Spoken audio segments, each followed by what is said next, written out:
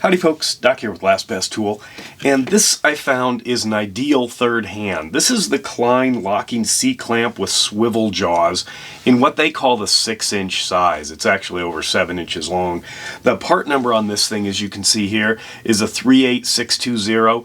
They do make a larger one, and they also make one that doesn't have these swivel jaws on the end. Now, why I'm excited about this thing is because it's an ideal third hand. I've used all kinds of different things as third hands. You know, obviously we use these all the time to grab something, you know, especially if I'm gluing it or working on something and need that third hand. Pretty common to grab a pair of vice grips and try to wedge something in there, whatever it is that you're trying to grind on or, you know, modify or weld or you know, often with a soldering iron. That's another place. And I have tried to build various things to hold stuff while I'm working on it. The pan of ice is ideal, little overkill for a lot of things. And I have, you know, another C-clamp. Here's a Malco. I did a video on this because they were a great deal on Amazon. Almost giving them away. But this doesn't have the swivel jaws up front that the Klein does. You know, another thing, I've done stuff like with high leverage pliers or with linemen's where I'm trying to, you know, hang on to something. I've even put rubber bands around the end so then I could work with whatever it was. It's basically just a tiny little vise. And this, I found, is ideal. I've got a razor blade here. I can line that up if I needed it for, you know, whatever my project was, and it holds it there. If I need to pile stuff on this to lock it down a little bit more, I can.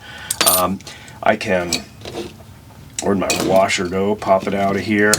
You know, obviously grab different things and then manipulate them third hand. And one thing is with any kind of a magnetic pad, I can often get that to, you know, hang on nice and tight to a work surface. And there's my third hand. Very simple.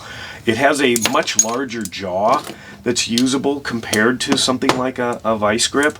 You know, obviously we've used things like this. I've got these in a bunch of different sizes, but they're, you know, I can't control the strength of it, and they shoot off, you know, if they slip out. But if you check this out, I'll go ahead and spin this free here, so you can see just how far open this gets.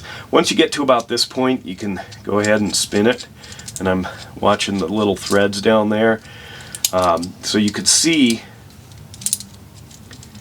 to engage it right there, just how large a grab. Now these don't bend, they don't angle fully. Wondering if I can modify that. I'd have to grind down something in there if I wanted to hold something that large. More than likely, I should get the large pair too. I got these at Lowe's for about 16 bucks. I noticed they're also on Amazon for about 16 bucks.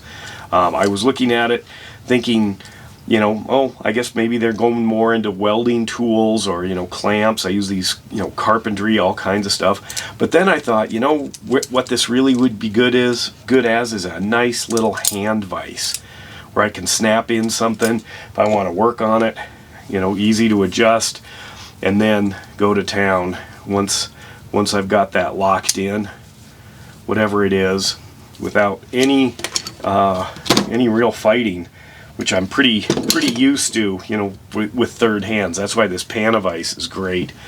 But having something portable in the tool bag, just snap it into something. I can hold little pieces of wood. I can hold metal from, you know, from 0 thickness all the way up to about 1 inch without any trouble. I'm starting to come up with other ideas for this thing. If you've got some, you know, go ahead and share that. But for a small little tool like this, you know, about the only downside I can think of is it is made in China. But on the other hand, that's probably why it's only 16 bucks. Anyway, Klein's branching out, and I'm all for it. This is a wonderful little tool for third hand stuff. And with that, Doc out.